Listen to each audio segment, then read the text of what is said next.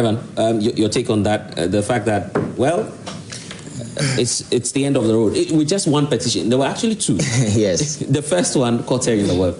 Yes, from where I sit, I think was appropriate because the constitutional process was activated, it was followed through, and at the end of the day, per the dictates of the Constitution, whatever the recommendation that the committee comes up with, the president is enjoined to go ahead with it. That is exactly what happened. Yes, I've listened to a lot of concern being expressed by people regarding the future of our democracy and other issues. But for me, why I sit that the president received a petition from a Ghanaian who felt that certain things had gone on in the judiciary that were inappropriate, and a petition was sent to the president. The president is mandated by the Constitution to forward the same petition to the Council of State, and that is exactly what he did. The Council of State went through the petition, and they were able to establish merit in the face of the various grounds that has been stated under Article 146. And then the committee was set up. The president signed a warrant. That is a discretion that only the president can exercise, because per the Constitution, if prima facie is established in that situation, the president can sign a warrant, and that is a discretionary power only the president can exercise, and he did so. And President Mahama wasn't the first person to do that. I remember when Justice Derry and 4 others had issues with Anas, and prima facie was established in their case, President Akufo Addo signed a warrant suspending them pending investigation. When the investigation ended, the committee recommended that they be removed. So for me, this is not a novelty. It has been done before. But what I find quite mind-boggling was some of the disposition of the Chief Justice in reacting to some of the situations. You mean the former Chief Justice? Yeah, former Chief Justice. Right. I was quite shocked with some of the reactions and some of the comments that she was making. First of all, when the president forwarded the petition to the Council of State to establish merit and to establish what they call the prima facie, she came out asking for a ruling from the Council of State.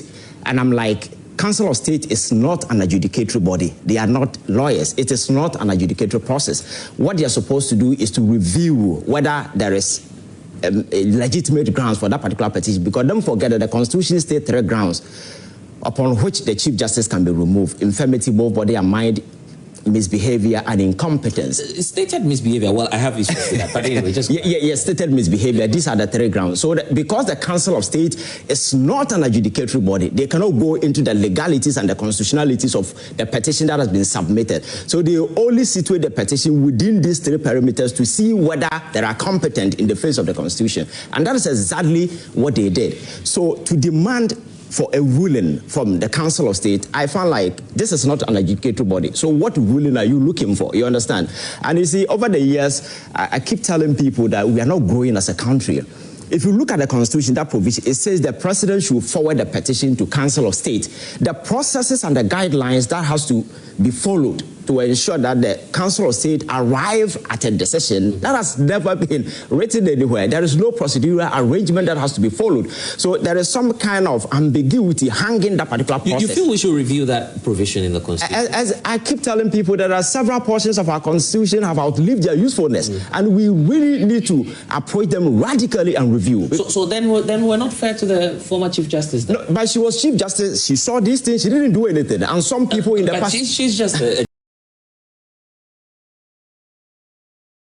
Chief Justice. I mean, she's not into... No, but if you and I sitting here can just look at the Constitution and see there are several portions of it which have outlived their usefulness, a Chief Justice ought to have known it. You understand? Because and do what about it, Ray? No, you say democracy is a growing process. We can activate a conversation and have some of these things. Before the election, there was this social media argument that we needed to do something about our Constitution. Now, President Mahama has set up a committee. They are going through the Constitution just to have it reviewed, because constitutions are supposed to be a living document reflecting daily aspirations, wishes, and whatever that is happening within the country. So always you need to update it. It must grow. Here's the thing. There's another former Chief Justice, Sophia Akufo, who's not happy about the decision. In fact, she's gone public on Yes. She's an individual just like any other person, and there are a lot of people who are not happy about it. So for me... But she testified, and her point is, look, if you look at the threshold, this is not something we should be very big on. It's just about travel, you know, and some other few... No, you see, you can't brush some of these issues aside. For instance, if the law says that if the Chief Justice is on a private trip, you need to go with the security, I think there is a reason for that, because the person in question is Chief Justice. Traveling out there, there is a national security implication if she is abducted today and being forced to do anything, you understand? So there is a reason why a security officer must follow you. So at the preliminary stage, in case something is to happen, maybe the person to a certain extent can do something. You, Chief Justice, cannot waive that and ask the person to sit back and take your doctor along and be paying that person per diem. You see, one thing people are not looking at, integrity at that level must be discharged at its uttermost. You cannot impugn it, you cannot disregard it, because this person in question is the administrative head of the judiciary. So you are some sort of an emblem that everybody should be looking at. So you cannot be brushing aside some all these points you're making. Yes, they are fine on paper, but are you sure there's no politics in this? I'm not sure. You see, I've gone through the process, and then I asked myself, were any of the processes circumvented? Has there been any constitutional infraction? Has there been any misapplication of the law? And I have listened to a lot of lawyers speak. None of them has been able to pontificate to exact constitutional infraction that has occasioned thus far since the activation of this process. You understand? Yes. Beneath it, you can have this, you can say maybe there is some malice, some mischief beneath it, but the question is, can you prove it? Because the whole process has been in line with the Constitution. And for me, that's my worry. And there is one thing that I'm very much concerned about. You see, I refer to the posturing of the sacked Chief Justice. She went to court and prayed the Supreme Court to give her a green light so that the whole process should be shown on TV. And I'm like, what? Because there is an explicit constitutional provision to that. And the Supreme Court doesn't have power to vary a constitutional provision. Justice J.C. Amadou Tanko made it clear in his ruling that you are asking us to do the impossible, because we do not have the power to vary constitutional provision. That is explicit. There is no ambiguity hanging on that particular clause. So a Chief Justice who should know better, know these things, will go to a Supreme Court and ask them that the proceedings should be shown on TV.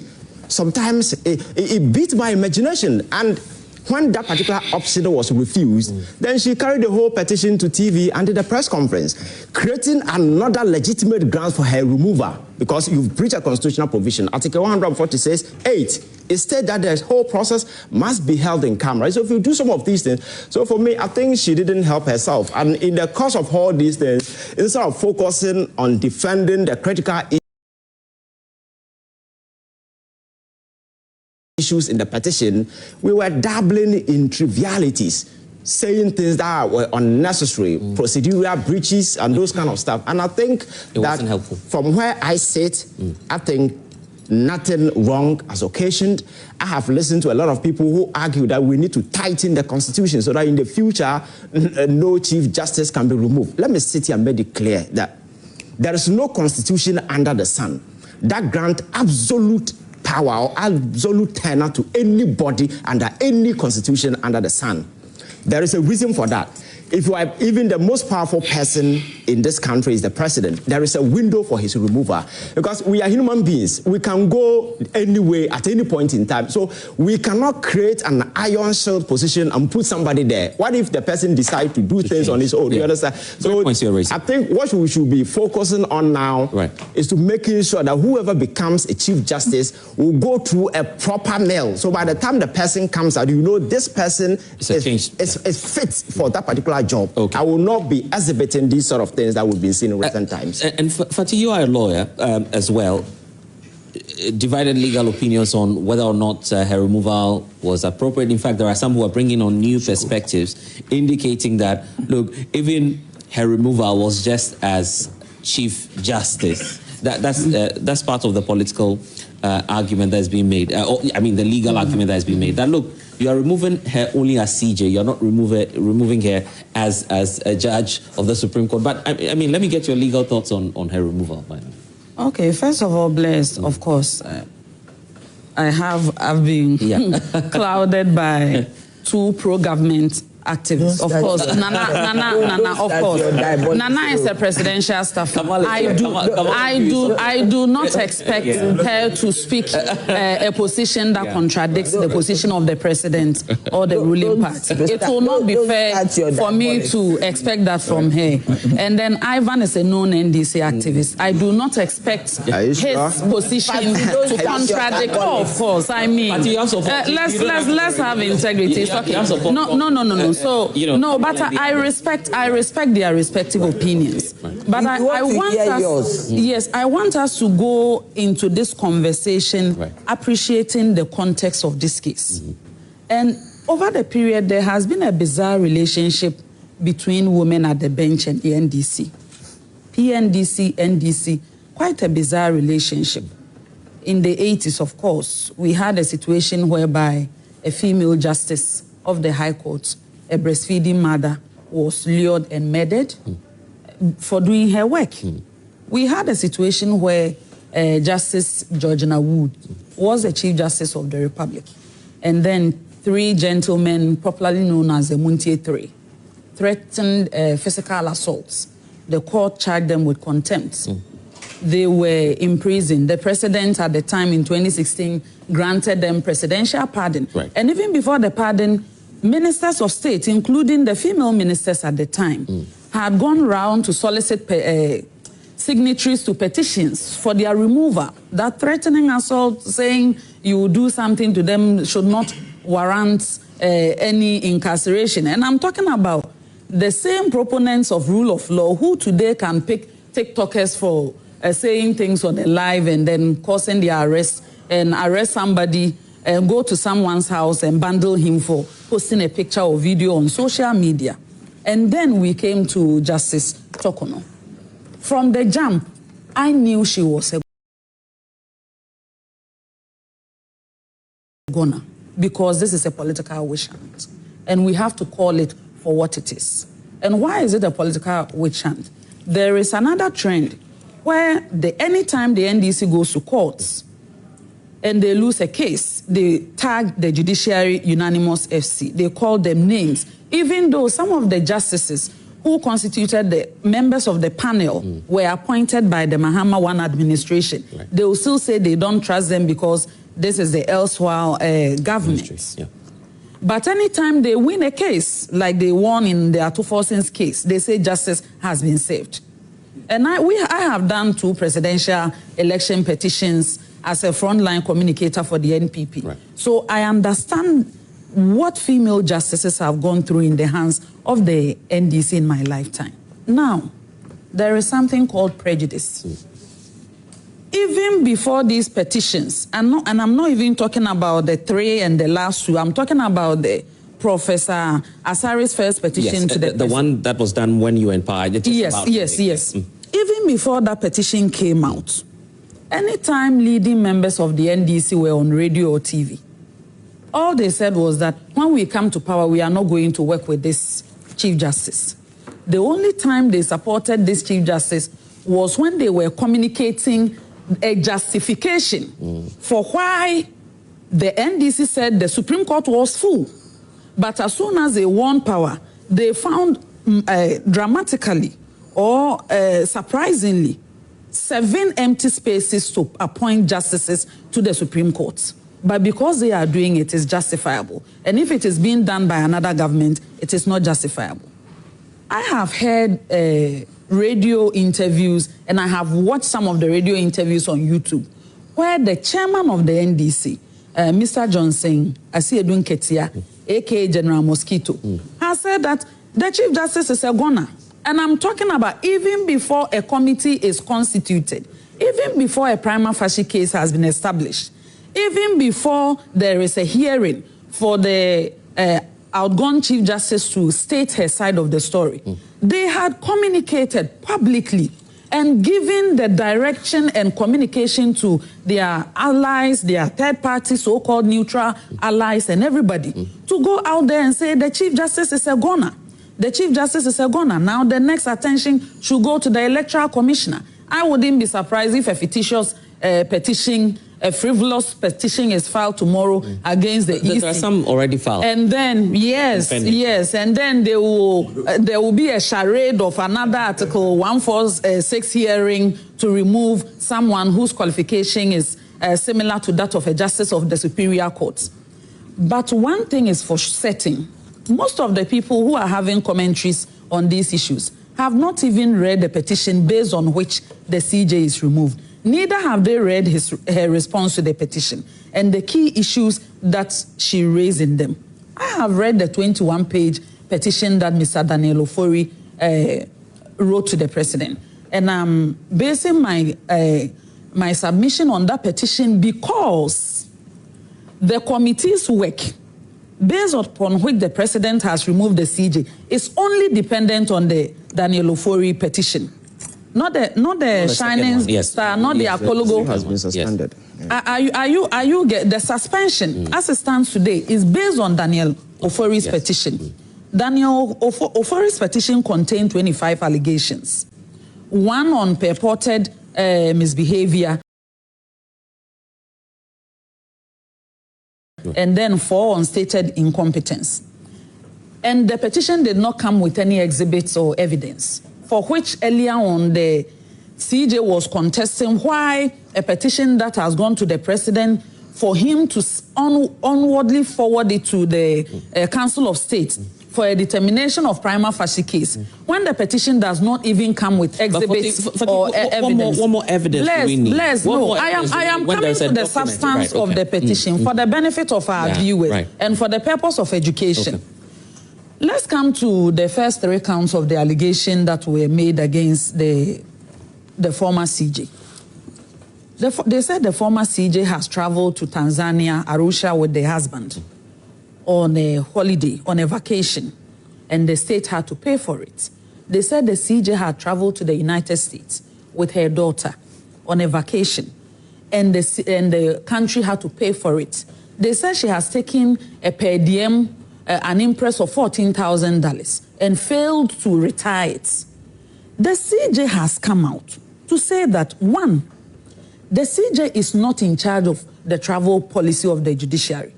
Number 2, the emolument. No, because I'm coming to Article 71. No. For the purpose of education, we should not circumvent any of the parts. Whatever conditions of service offered a Chief Justice is not determined by the Chief Justice. There was a Prof. Abubando committee that did the emoluments of the Article 71 office holders, including that of the Office of Chief Justice. And then there is a travel policy for the judiciary, which is being controlled by the Judicial Service. In all of this, the CJ said, no, it is not true that I took $14,000 and I did not retire it. I retired in excess of $9,000. Number 2, by law and convention, the CJ is entitled to 2 paid vacations in a year. So, and I have heard some of the comments from NDC commentators and their signs, including one video I watched of Ivan saying the Chief Justice and the husband even flew business class. And I'm saying this is the head of the judiciary. If the president can take private jet, can take first class, can take charter flights, we want to reduce the office of the Chief Justice to someone not even entitled to business class ticket.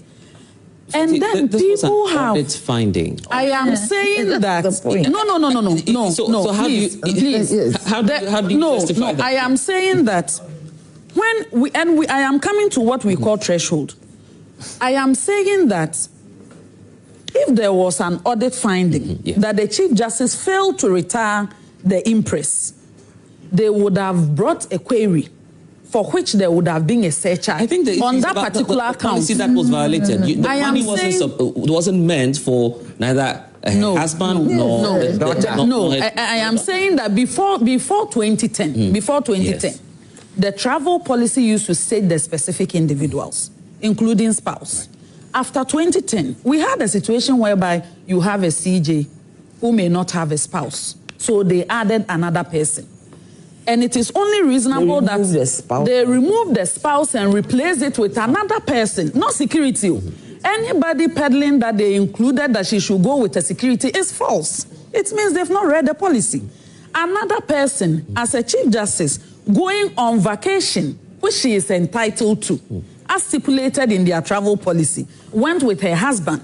And the argument is that it should be a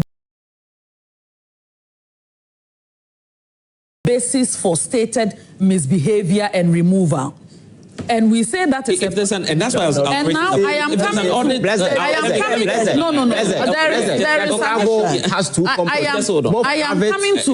I am coming to another issue. Okay. As for public travels or official travel, it's unlimited. It's unlimited. Okay. There is also an allegation in the Daniel Ofori petition talking about the Chief Justice one, that she has some form of bias in his case with EcoBank. She had an interest of assault, and for that reason, there was a judgment against him in that case. If anybody cares to know, if you go to the Supreme Court, whether they are exercising their exclusive original jurisdiction, whether they are exercising their interpretation and enforcement jurisdiction, whether they are exercising appellate jurisdiction, the CJ does not sit alone. No justice of the Supreme Court sits alone. It is always a panel.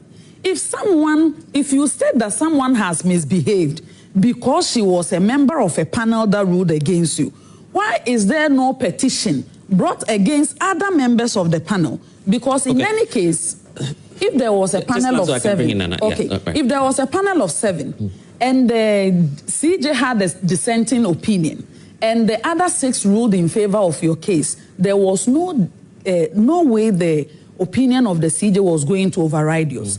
All that I am trying to say is that if you look at the substance of, and I can run you through allegation, responses, back and forth and everything, and tell you one thing, that there shouldn't have been basis for removing the Chief Justice if truly, the intention was to protect the Constitution, to protect the law or the judiciary. The only justification is that they had promised that we want to reset the judiciary. We want to remove these kinds of people and bring our kind of people. And we have won an election that has given us overwhelming goodwill. And at this time, even if we do anything, Ghanaians will not say anything. Right. And that we heard that in the time past there was an EC chair who a petition was brought against under Article 146. But so this is our time to get our kind of flesh. And for that reason, we should, she is collateral damage for the previous administration. State that. If you say that with your full chest, I don't mind. But to antagonize the woman, to lie on her, to bring frivolous petitions and constitute a committee whose judgment was known even before they started their work. It's unfortunate. You know me.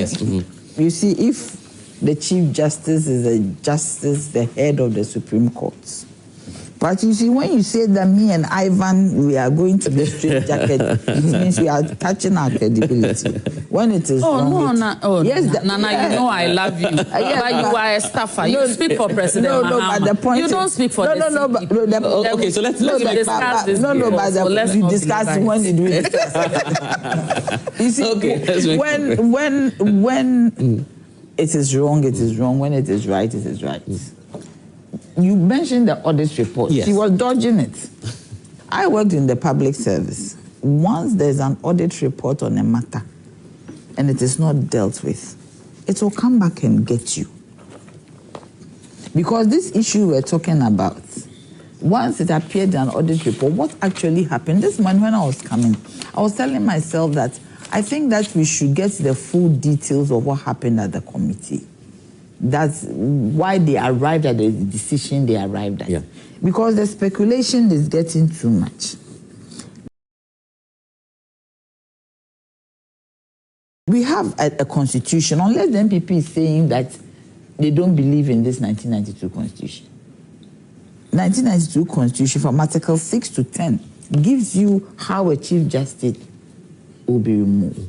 But you see, if Ati is going back to when 80s, when there was a coup, then me too, I'll go back to 66, when my auntie was killed because my father was a minister. Oh, really? I mean, that, then we go back to 66, the CPP and the UP tradition.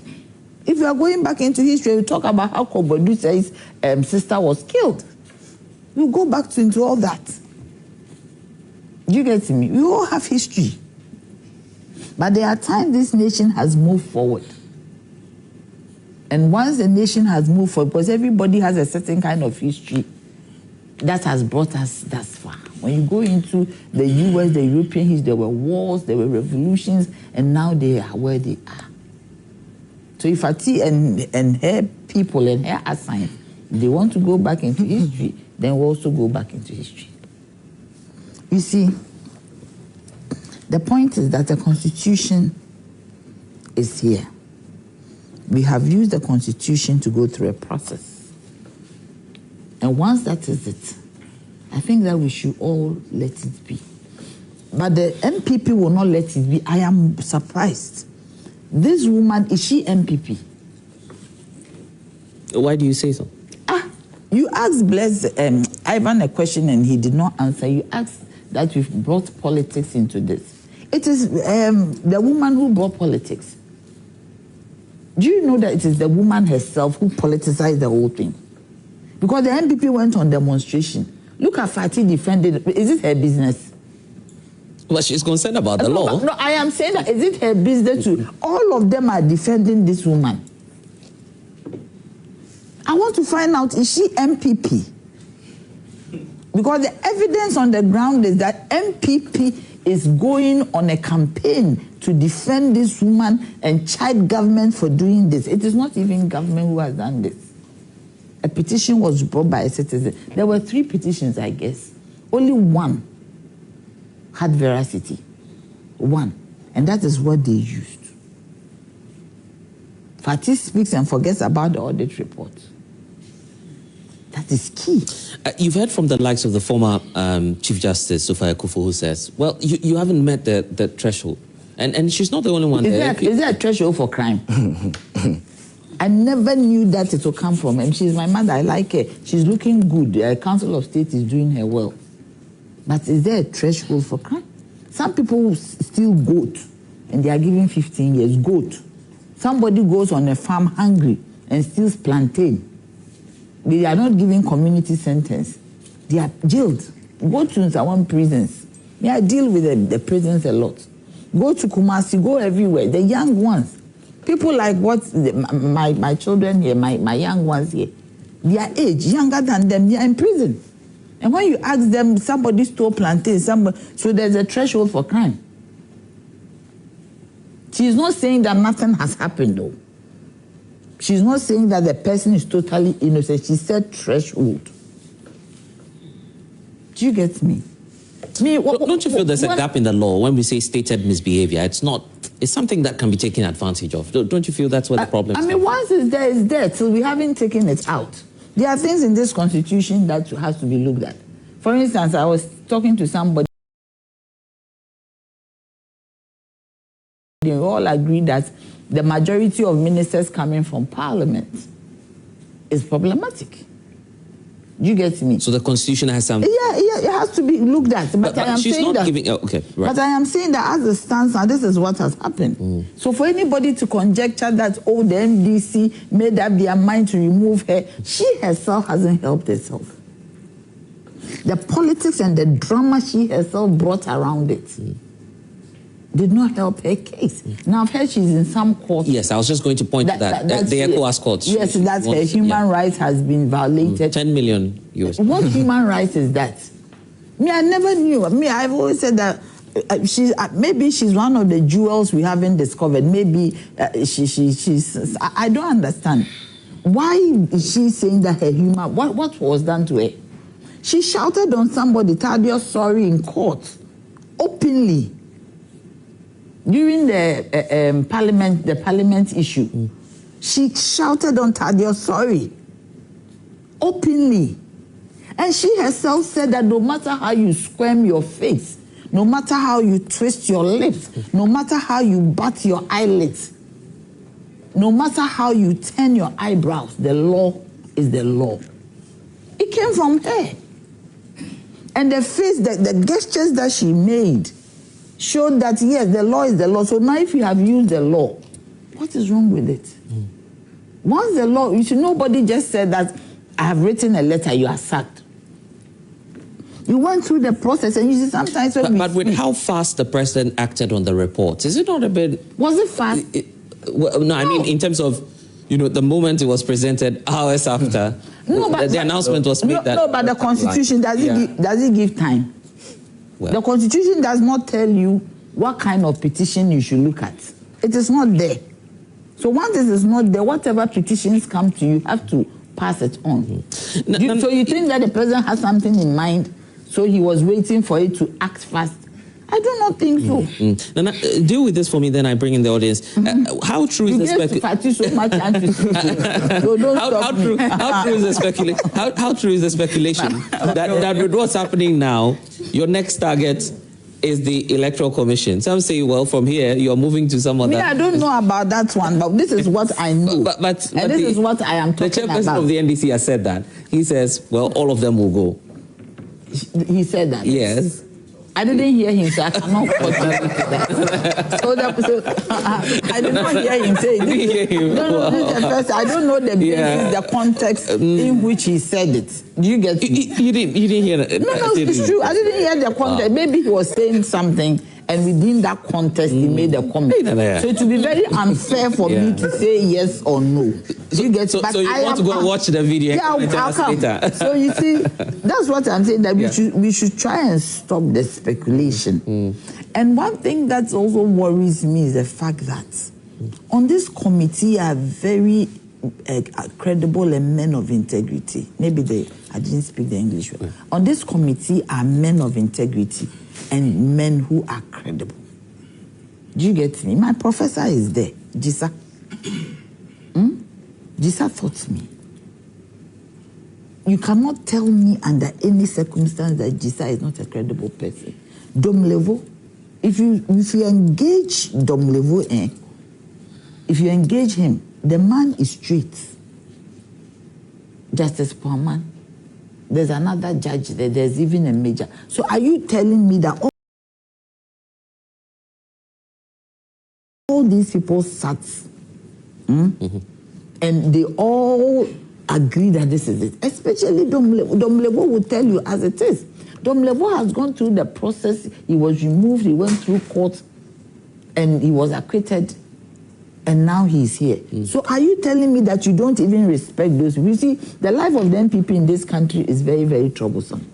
It's very, very, very problematic because everything they would make sure that they make some politics out of it. They should rather think about how to build their party. Their party is now in crisis and in tatters. It is time for them to build it. But Dean, I want to tell you, sir, he's called Dean, eh? You're Dean. Kamal Dean. Okay. You know what? You talked about visa fees. You were saying about visa fees. But you know there was a time that a foreign minister went out to say that the visa fees were too high, especially with the UK at the time. No, one of the foreign ministers, I think it was Ayoko Boche. No, but I'm talking about whether the visa fee is high or not. I'm talking about where an embassy quotes its own rates as opposed to what the government... The embassies are different. No, but they are within the country. Yeah, but I'm saying that the embassies are different. They have their own, different currencies. They have their own operations. So for the sake of time, let's... You know there's time and you gave... I'm just coming to her again straight away. I want to ask Nana Ajanta whether the NDC, the Charlotte Osei was also NDC. This is City News. 29th June 2018, NDC to stage demo over Charlotte Osei removal. I want to find out if the Charlotte Osei was also NDC. I am saying that if any politics is in the... Are we asking whether there was politics in Charlotte Osei? I am saying that if there's any politics here... No, you asked that... You're asking if the Chief Justice, the former Chief Justice, is MPP. No, and I'm also asking whether the NDC plan to stage the move over Charlotte Osei's removal. Was she also NDC? Dean, I am saying that I don't know what Charlotte saying is. I'm done. You get me? You are evasive. Okay, so yes. I'm not coming to Ivan, I just want to quickly. I don't know what Charlotte said about. No, for her to have raised it. Now I'm continuing what she said. Okay. Yes, we are not coming. She said she doesn't know. I don't know. And I don't know this one. You have to give me some preferential treatment. Why should we give you preferential? Why should we give you preferential? Why should we give you preferential? So I think Ivan made a certain comment. I was taken aback about the issue being in camera, and then she requested that it should be shown. Ivan, we were all in this country when the election petition was granted to be heard because of the national interest. So it tells you that much as there are stated rules, but when something develops national interest, at least certain aspects can be, or certain rules can be sidestepped to cater for it. So when the election petition was being telecast on television, I don't think any violation of the constitution was. No. But you see, and then again, the problem here is I haven't gone on to equalization. If we start equalizing, then we will not finish. I'm deducing from what. No, we cannot equalize. If we want to equalize, but there are two different. So let me go straight to my take. Yes, please go straight. Listen, this is my join online. 28th August 2022. I'm reading this because I'm part of the proponents who feel like the issue of the Chief Justice was a fait accompli, even in opposition. It will take a new Chief Justice to repair broken image of judiciary, Mahama. That is 2022. So it was something already pre-planned that when they come into office, they are really going to get her out. And that is what they've done. And Blazer, let me put it on record. You stated you made a point about stated misbehavior of Article 146. I sitting here as Kamal Amasama Bruni, I've resolved that if there's a change in government, within a day or two, I'm also going to write a petition using... But you don't know who the next... Yeah, I don't... No, but now it's looking like it's contemporaneous with a sitting president, because I'm also going to exploit the weaknesses of the stated misbehavior, which is not well defined in the Constitution, to write a petition. Because today, I can equally write a petition against a Chief Justice by virtue of the fact that a meeting is supposed to start, say, at 9, and he comes at 10. I can state it as misbehavior.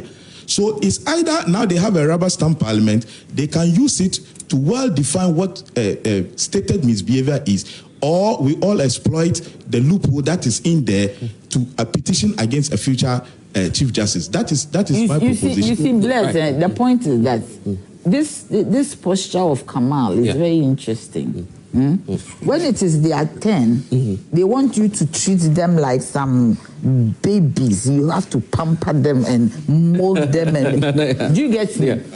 When it's, listen to what he said, and I've heard it variously, that when we come, we are going to make sure that we write a petition. When some say it's because of the precedence that's being set now. What precedent? So what about Charlotte? Me, I'm sitting here. If I tell you my story, you weep for me. Do you get me? Do you get me? Yeah. If you hear my this thing. Okay. So I am telling you that, you see, when it is them, why are they doing that? Because the woman you are saying is not NPP. Me, I don't know her political thing. Right. Now you are going to avenge her on her behalf, because then you are going to write a petition because she's your person or what? Okay. For the sake of time, maybe Fatih wants to chip in something. Just two quick interventions. Right. One, on the fact that there was an audit report on the findings on the travels. Right. Let me remind you that when the Auditor General's report is released, it is not conclusive. And that is the very reason why people within the public sector are called before the Public Accounts Committee to come for justification. And if they are able to provide further and better particulars, then the issue is conclusive. When the audit report came, the Judicial Secretary actually responded. And after the response, there was no further engagement or complaints or concerns on that issue, meaning the justification was sufficient. If anybody anywhere says they have a document showing that when the Judicial Secretary responded to the said query with regards to the travels, and that there was any additional information from the Auditor General's office that they were not satisfied. It's not okay. Let's go into the audience. I want to hear from many of you. Then I'll come back to audit report and the responses. Briefly. There've been a barometer survey, and then it states that almost about 85% of Ghanaians have lost trust in the judicial system. So we believe that the removal of the CJ is part of the reset in our system, in the judicial system. I want to know, it's on my joy that Akufo Addo has packed the court with NPP inclined judges. We must balance it. Mahamadu and his lawyers. My joy, and date is 3rd September 2023. So some of us believe that this of the CJ is politically motivated or it's premeditated, to say. Yeah. So I want to ask, how is this going to reset or bring back the trust that Ghanaians want to have in the judicial system? I want to ask. Great question there. Let's go behind. There are some more people. Okay, so let's do the one in front. Oh, there's a gentleman in front beside you, Kamal.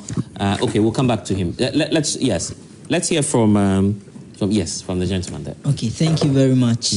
So I think just like what my brothers earlier said, what makes it look political is what the NDC, their position in opposition, what they said about the judiciary and the Chief Justice in question.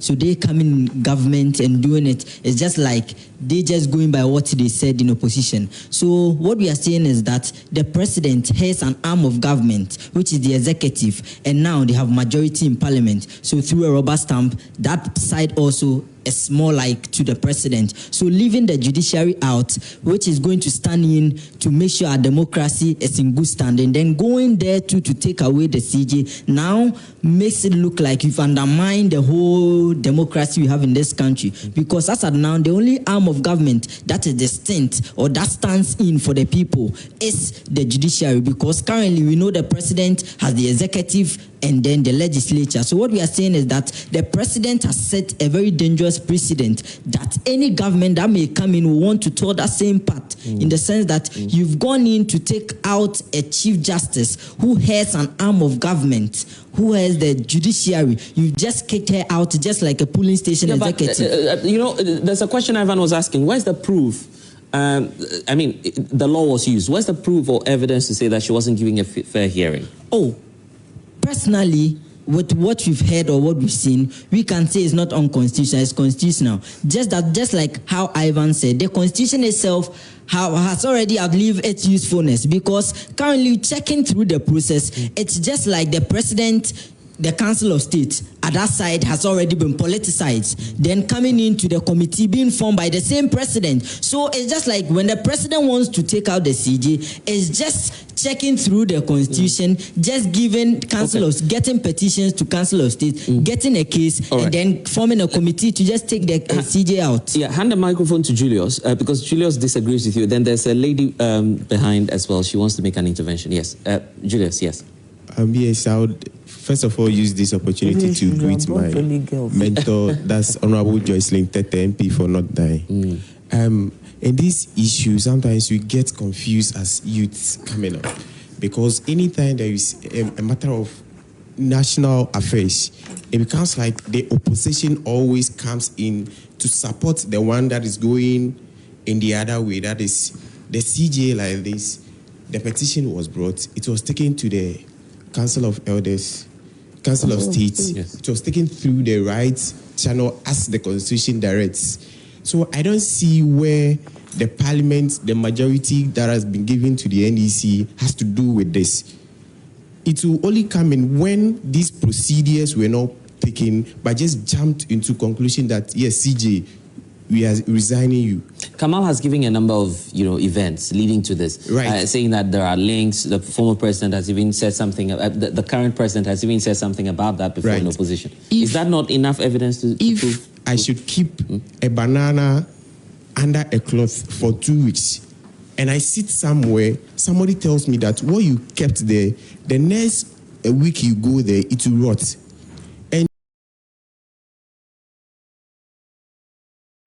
Exactly a week later, you go there and it rots. Does that mean he caused the banana to what? Or the nature.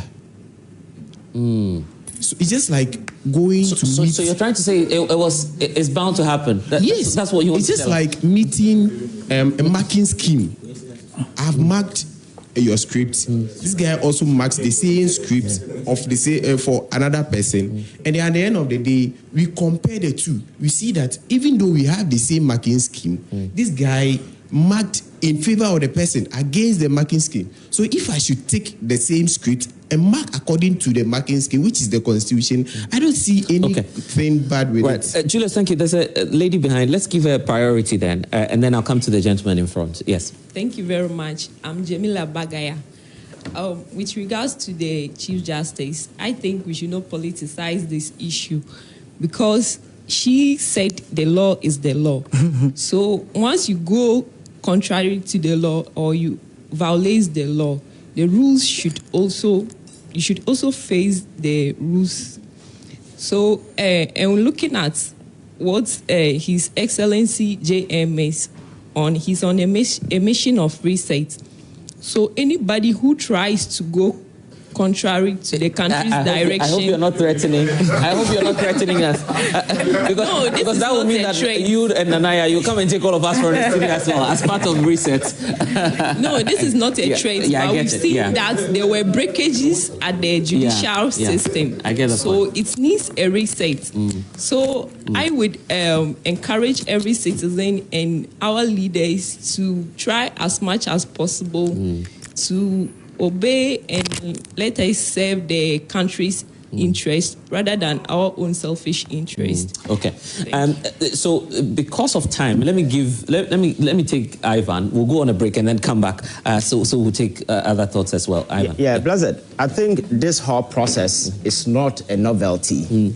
It's not as if this is the first time this particular provision has been activated.